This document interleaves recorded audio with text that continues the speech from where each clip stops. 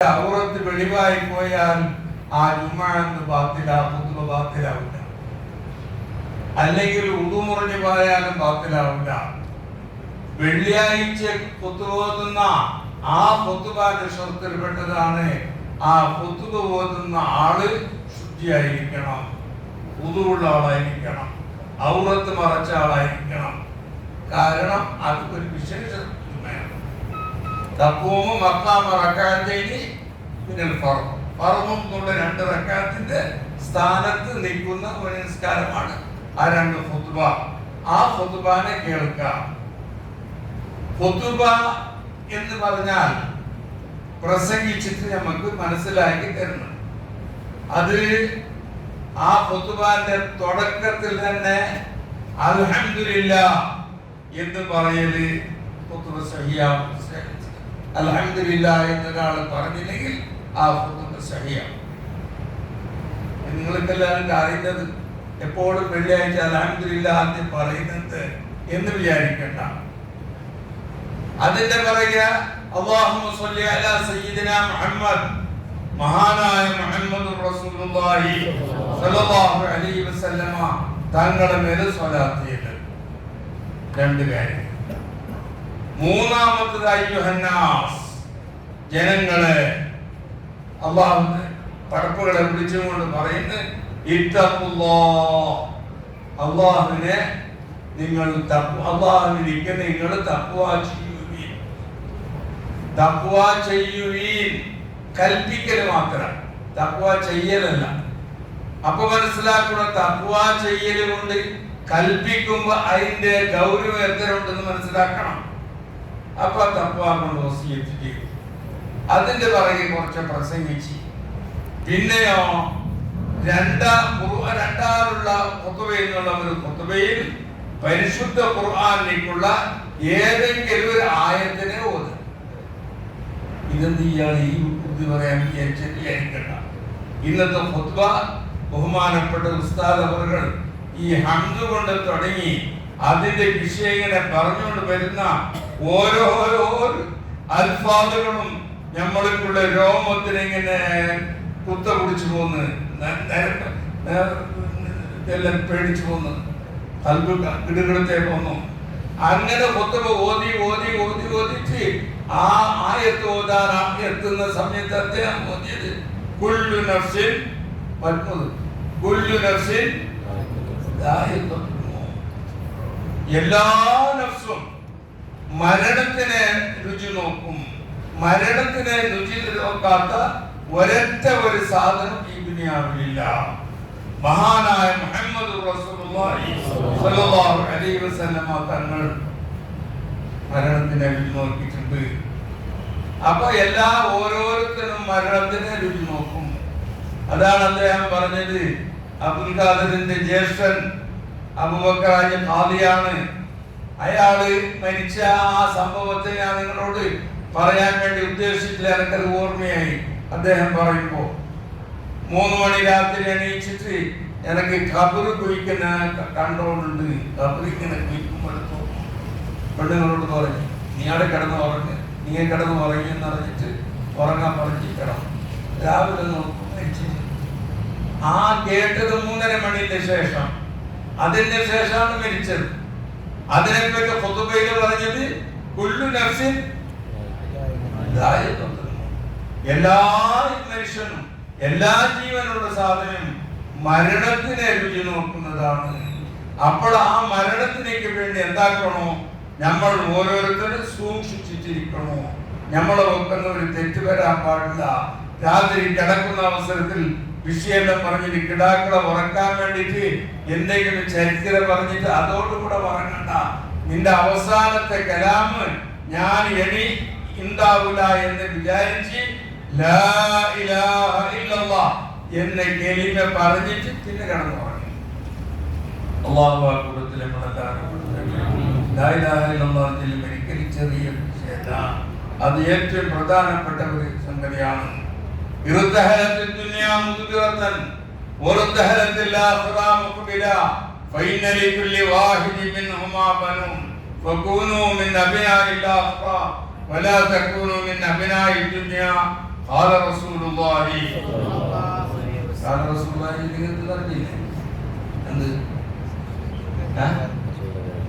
അറിഞ്ഞിട്ടില്ല റസൂലുള്ളാഹി ചൊല്ലിയിരുന്നു നമുക്ക് പാടായിട്ട് അതങ്ങനെ അർത്ഥം ഓരോന്ന് മനസ്സിലാക്കണം. പണ്ടെല്ലാം ഈ പള്ളിയിൽ ബാപ്പുണ്ണി മുസ്ലിയാർ എന്ന് പറഞ്ഞിട്ട് തലപ്പാട്ടിന്റെ ഒരാളുണ്ടായി. അയാൾ വന്നിട്ട് പ്രസംഗിച്ചു. അപ്പൊ ചെറിയ പള്ളി ആ മൂലക്കേടെ പണ്ട്. അയാൾ പറഞ്ഞ് എല്ലാ ജുമാക്ക് പറഞ്ഞു, എൻ്റെ ചെറുപ്പകാലത്ത് എല്ലാവരും ജുമാക്ക് വരുമ്പോ ചൂട്ട കത്തിച്ചോണ്ട് വന്നോണ്ടായിന് എന്ന് പ്രസംഗിച്ചിട്ട് നമുക്ക് ഒരാൾക്ക് ഒരു ഡൗട്ട്.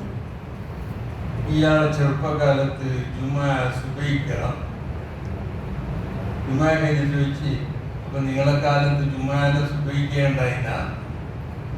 അല്ല, ജുമാന്റെ സമയത്തിന് അതാത് മനസ്സിലാക്കണം. അപ്പൊ ആ മരണപ്പെടുന്ന ആ സമയം അള്ളാന്റെ റസൂൽ പറയുന്നു, ഇർതഹലത്തി ദുനിയാ മുദ്ബിറത്താണ്, ദുനിയാവ് അങ്ങോട്ട് പോകുന്നു.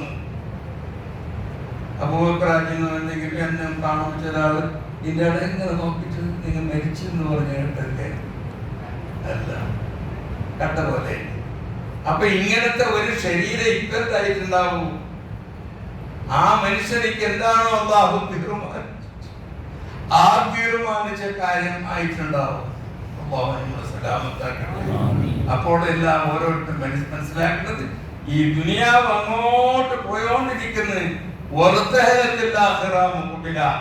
ആഖിറ ഇങ്ങോട്ട് വന്നുകൊണ്ടിരിക്കുന്നു. ഓരോരോ മിനിറ്റുകളിലും ഇവിടെ നിന്ന് മംഗലാപുരത്തേക്ക് കാറിൽ കയറുന്നെങ്കിൽ ഓരോരോ മിനിറ്റിലും മംഗലാപുരത്തേക്ക് കാറ് അടുത്തുകൊണ്ട് വരുന്ന വീട്ടിലത്തേക്ക് ദൂരത്തായോണ്ട് വരുന്നു. അതുപോലെ ഈ ദുനിയാവിലേക്ക് ഞങ്ങള് പിന്നെ ആഖിറത്തിലേക്ക് ഞങ്ങൾ അടുത്തുകൊണ്ട് വരുന്നു. അതുകൊണ്ട് നിങ്ങൾ എല്ലാവരും ആഖിറത്തിന്റെ മക്കളായി തീരണം. റസൂലുള്ളാഹി പറയുന്നു, വലാ തകൂനു മിൻ അബ്നാഇ ദുനിയ, ദുനിയാവിന്റെ മക്കളായി തീർന്നുകൊണ്ടിരിക്കുക.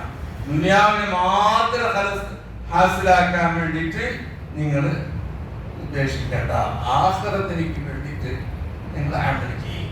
നിങ്ങൾക്കുള്ള സമയങ്ങളെല്ലാം ആഖിറത്തിലേക്ക് വേണ്ടിയിട്ട് ചെലവാക്കാൻ വേണ്ടിയിട്ടാണ് മഹാനായ മുഹമ്മദ് റസൂലുള്ളാഹി സ്വല്ലല്ലാഹു അലൈഹി വസല്ലം തങ്ങൾ പറയുന്നു.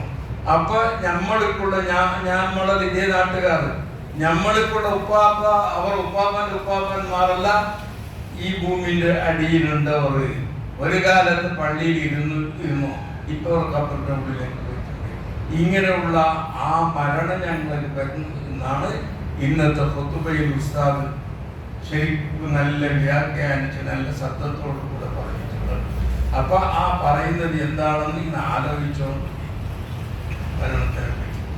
കേട്ടില്ല. മഹാനായ മുഹമ്മദ് റസൂലുള്ളാഹി സ്വല്ലല്ലാഹു അലൈഹി വസല്ലം തങ്ങളും മരിക്കുന്ന അവസരത്തിൽ വേദനിച്ചിട്ടുണ്ട്. വേദന ഉണ്ടായി എന്നും അല്ല ഉണ്ടായിട്ടില്ല എന്നും പറയുന്നു.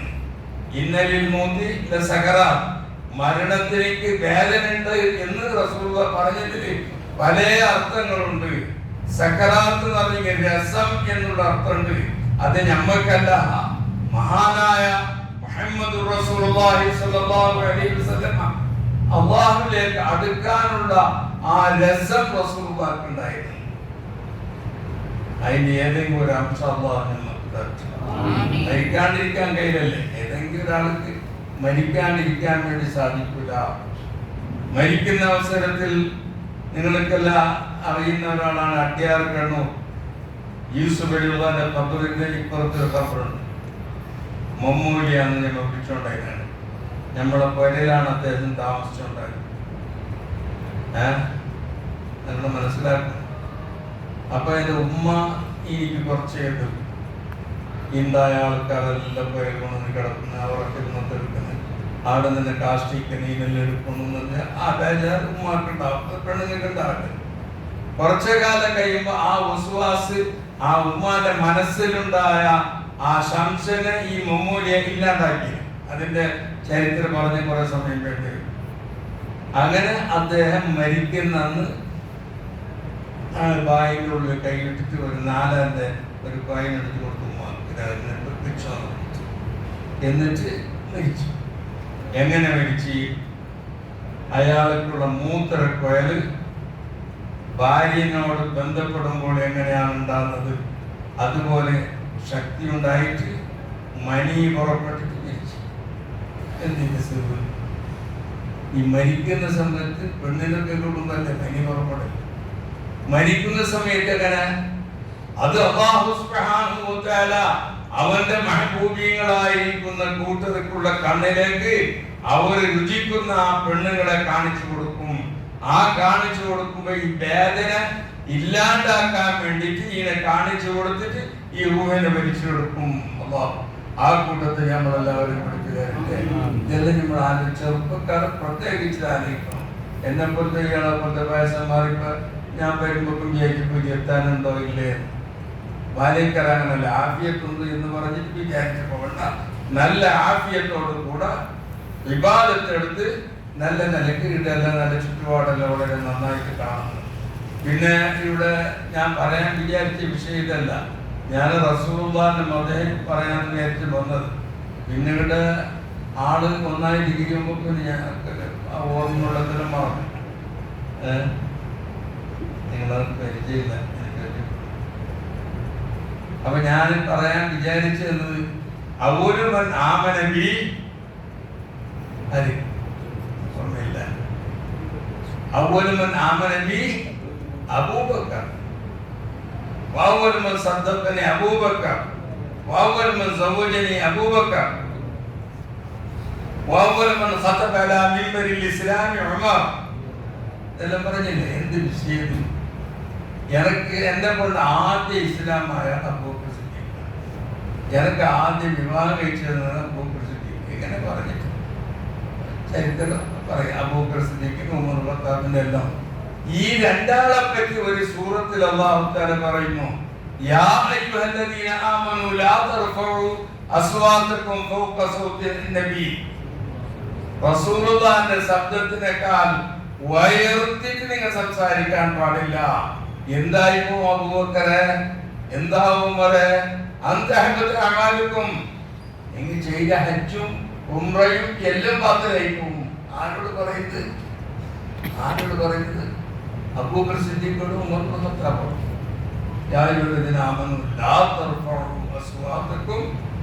പരസ്പരം രണ്ടാളും റസൂലുള്ളാഹിന്റെ അടുത്ത് കുറച്ച് ശബ്ദം ഉയർത്തി സംസാരിച്ച് അത് അള്ളാഹ്ക്ക് പൊരുത്തായില്ലത്. അപ്പൊ അത് പറയുന്നത്, അബൂബക്കർ ഉമറെ ലാ തർഫഉ അസ്വാതകും, നിങ്ങളുടെ ശബ്ദത്തിന് നിങ്ങൾ ഉയർത്തണ്ട. എന്താവും? അന്തഹബത്ത അമാലുക്കും, നിങ്ങൾ ഇതുവരെ ചെയ്ത അമലുകൾ ബാത്തിലായി പോകും. അതുകൊണ്ട് നിങ്ങൾക്കുള്ള ശബ്ദത്തിന് ഉയർത്തണ്ട എന്ന് അല്ലാഹു തആല മഹാനായ മഹാത്മാക്കളായ അബൂബക്കർ സിദ്ദീഖോടും ഉമർ ഇബ്നുൽ ഖത്താബോടും പറയുമ്പോൾ എത്ര ഗൗരവം ആ റസൂലുള്ളാഹിക്ക് ഉണ്ട് എന്ന് നിങ്ങൾ മനസ്സിലാക്കി. അതുകൊണ്ട് ഇപ്പൊ അടുത്ത മാസം ഇവിടെ റബീഉൽ അവ്വൽ മീലാദ് ആദരവാക്കപ്പെട്ട റസൂലുള്ളാഹിന്റെ മീലാദ് കൊണ്ടാടാം. അതെല്ലാം ഉണ്ട് എന്നെല്ലാം പറയുന്നത് കേട്ട് അതിലേക്ക് നിങ്ങൾ സഹായിക്കണം. അത് ഉസ്താദെല്ലാം പറഞ്ഞതെല്ലാം നമുക്ക് ആഖിറത്തിലേക്ക് പ്രതിഫലം കിട്ടുന്ന ഒരു സംഗതിയാണ്. അതുകൊണ്ട് എൻ്റെ പ്രിയപ്പെട്ട സഹോദരന്മാരോട് എല്ലാവരോടും ഞാൻ പറയുന്നത്, അല്ലാഹു സുബ്ഹാനഹു വ തആല അവനെ ഞങ്ങൾ എല്ലാവരെക്കാളും കൂടുതൽ പേടിച്ചിരിക്കുന്നു.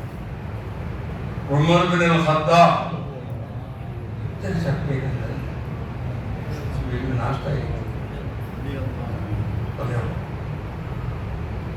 ഉമർ ഇബ്നുൽ ഖത്താബ് നിസ്കരിക്കാൻ വേണ്ടി സഫറിൽ നിന്ന് പറയുമ്പോൾ അവിടെ ഒരാളെ കാണുന്നില്ല, നിസ്കരിക്കുന്ന ഒരാളെ കാണുന്നില്ല. അവിടെ ഉണ്ടായ ആള് രണ്ടാമതെന്ന് പിന്നെ വേറെ കാണുന്നില്ല. അങ്ങനെ നിസ്കരിച്ച ഉടനെ ഉമർ ചോദിച്ചു, ആടെ ഒരാളുണ്ടായിന്, അയാൾ പോയിട്ട് എന്ത് അയാളെന്തോ തലചുറ്റെടുത്ത് നിൽക്കാൻ കഴിഞ്ഞില്ല എന്ന് പോയിട്ട്. അപ്പൊ രോഗികളെ കാണാൻ സുന്നത്താണ്. ഉമർ ഇബ്നുൽ ഖത്താബ് റളിയല്ലാഹു അൻഹു നേരെ പോയിട്ട് വാതിൽ. ആര് വാതിലുണ്ടെന്ന് ചോദിച്ചു. ഞാൻ ഉമർന്ന് പറയുമ്പോ തന്നെ ഉമർ ഇബ്നുൽ ഖത്താബ് എന്ന് അറിഞ്ഞ് അയാൾ കിടക്ക് എന്നോട് പാഞ്ഞിട്ട് വന്നിട്ട് വാതിൽ തുറന്നു. വാതിൽ തുറന്നിട്ട് എന്ത് ചെയ്തയാള് അയാളെ കൈനെ പിടിച്ച് സുഖമില്ലാത്ത ആളല്ലേ, കൈനെ പിടിച്ചിട്ട് കൊണ്ടുപോയിട്ടാകുമ്പോ പറയുന്നത് അങ്ങനെ ബുദ്ധിമുട്ടൊന്നുമില്ല. അപ്പൊ ഉമ്മർ ചോദിക്കുന്നേടാ, നീ അവിടെ അള്ള വിളിച്ചിട്ടവിടെ നിപ്പിച്ചവിടുന്ന് തലതിരി നിന്ന് വന്നിനെ അല്ലേ, ഇപ്പൊ ഞാനിവിടെ വരുമ്പോക്ക് നീ തുള്ളിയിട്ട് പാഞ്ഞിട്ട് എന്നെ പിടിക്കും വന്നു, നിന്റെ എന്ത് നിസ്കാരമുള്ള ഉമ്മർ ഖത്താബ് മുന്നിനെ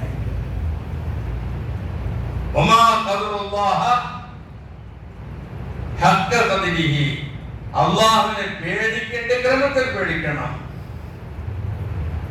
അള്ളാഹിനെ ഞങ്ങൾ അങ്ങനെ പേടിച്ചിട്ടില്ല. നമ്മള് സാധാരണ അങ്ങനെ ഇങ്ങനെ ഇതല്ല, അള്ളാഹിനെ പേടിക്കേണ്ട ആ ക്രമത്തിൽ അള്ളാഹുവിനെ നല്ലോണം പേടിക്കണം. നമുക്കിപ്പോ സംസാരിക്കാൻ കഴിഞ്ഞാൽ 1 മാസമായി രോഗിയായിട്ട് ഹോസ്പിറ്റലിൽ കിടന്നിട്ടുണ്ടായിരിക്കുക, 4-5 ദിവസമായി കഴിഞ്ഞിട്ടേക്ക് വന്നിട്ട് രാത്രി നമ്മുടെ മമ്മച്ച ഫോണാക്കിയിട്ട് ഇങ്ങനെ കിടക്കലെ പെരിന്ന് അറിഞ്ഞതിന് വേണ്ടിയിട്ട് എനിക്ക് വേണ്ടിയിട്ട് ഞാൻ വന്നത്, എനിക്ക് സുഖം ഉണ്ടായിട്ടല്ല.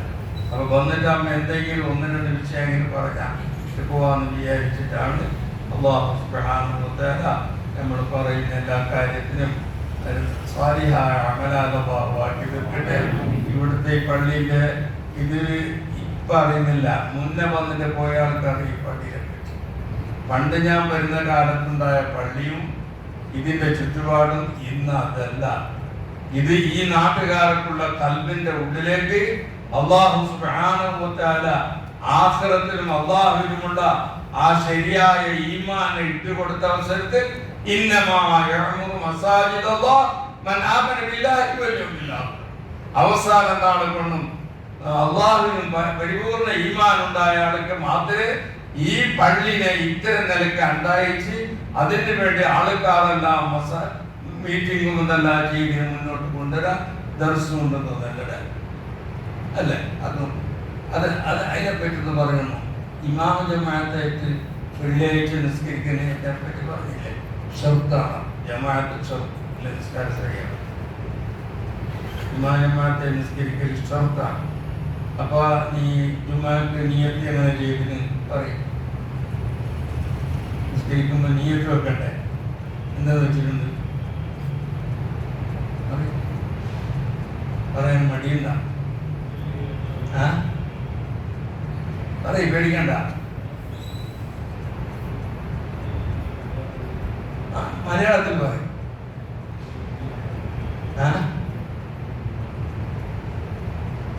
ഈ ജുമാ എന്ന നമസ്കാരം അള്ളാഹുവിന് വേണ്ടി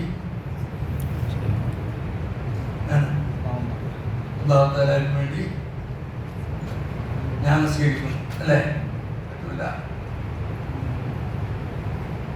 ഇമാമോട് കൂടെ അല്ലേ, ജമാഅത്ത് ഷർത്തല്ലേ, ഇമാമോട് കൂടെ ഞാൻ നിസ്കരിക്കുന്നു. മറ്റുണ്ടായ നിസ്കാരം അത് തെറ്റിങ് നിസ്കാരം ഒറ്റക്ക് നിസ്കാരം, ഇത് ഇമാമോട് കൂടെ ഞാൻ നിസ്കരിക്കുന്നു. ഇമാമെന്ന് ചെല്ലണം, ഇമാമൻ ഇമാമൻ, ഞാൻ ഇമാമായിട്ട് നിസ്കരിക്കുന്നു. മഅ്മൂമീങ്ങളെല്ലാം എന്തെന്ന് പറയണം, ഇമാമോട് കൂടെ ഞാൻ നിസ്കരിക്കുന്നു. അത്തരത്തോളം ആ നിസ്കാരത്തിൽ പോകുന്നു. അതുകൊണ്ട് അല്ലാഹു സുബ്ഹാനഹു വ തആല നമ്മൾ ഇന്ന് വന്നുപോയ തെറ്റുകൾ അല്ലാഹു വിട്ടുപൊറുമാറാകട്ടെ. നിങ്ങൾ ഫസഅലു അഹ്ല ദിക്രി ഇൻ കുൻതും ലാ തഅലമൂൻ, വലിയ വലിയ ആലിമുകളെ നാട്ടിലുണ്ടാകുമ്പോൾ മസ്അല വന്നിട്ട് ചോദിക്കണോ, ചോദിച്ചിട്ട് പഠിച്ചോണ്ടിരിക്കണോ. എന്നോടൊരാൾ ചോദിക്കണമെന്ന് പറഞ്ഞിട്ടാണ് പിറ്റേന്നാൾ വന്നിട്ട് പറഞ്ഞ് ആദ്യം നബിക്ക് പൊക്കൂടം ഉണ്ടായതാണ് എന്തെന്ന് പറയില്ല. ഉണ്ടായെന്ന് പറയാനും പറ്റില്ല, ഉണ്ടായിട്ടില്ല എന്ന് പറയാനും പറ്റില്ല. ഉണ്ടായെന്ന് പറഞ്ഞിട്ട് അയാളെ തെറ്റിട്ടില്ലല്ലേ, തെറ്റെങ്ങനെ പൊക്കളുണ്ടാകുന്ന ഇങ്ങനത്തെ ചോദ്യമല്ല. നിങ്ങളുടെ അത്യാവശ്യമായ ചോദ്യങ്ങൾ ചോദിച്ച വിഷയം പറയും സാധനല്ല. അതിന് നീക്ക് പൊക്കളുണ്ടായിട്ടാണ് അവ്വാബിക്കുണ്ടായിരുന്നതുകൊണ്ട് ചെയ്യരുത്. ആദ്യം വീട്ടിൽ എങ്ങനെ ചെയ്യും.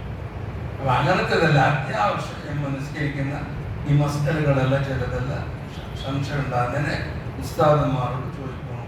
ഇത്തരം സമയത്ത് പറയാൻ അള്ളാഹുവിലേക്ക് ഞാൻ ശുക്ർ ചെയ്യുന്നു. റബ്ബേ നിന്റെ മഹബാരിക്കും നമ്മളെ ഈമാനിൽ സലാമത്താക്കണം. ഇത്തരം കാലം ഈ ദുനിയാവിൽ എന്തെല്ലാം ചെയ്ത് നമ്മൾ നടന്ന് അത് ശരിയായ നിലക്ക് ആക്കി തീർക്കണേ കുറച്ചവനെ. ചെയ്ത അമാലുകളെ സഹീഹാക്കണ കുറച്ചവനെ. മരിക്കുന്ന അവസരത്തിൽ കലിമത്ത് തൗഹീദിൽ മരിക്കാനുള്ള ദീർഘായുസ് ഞങ്ങൾക്ക് ഹൈറാണെങ്കിൽ ദീർഘിപ്പിക്കണേ പടക്കണം. അല്ലെങ്കിൽ ഈമാനോടുകൂടെ മരിപ്പിച്ചു കളയണേ പടക്കണം. ربنا تقبل منا إنك أنت السميع العليم وتب علينا إنك أنت التواب الرحيم. دعواهم فيها سبحانك اللهم وآخر دعواهم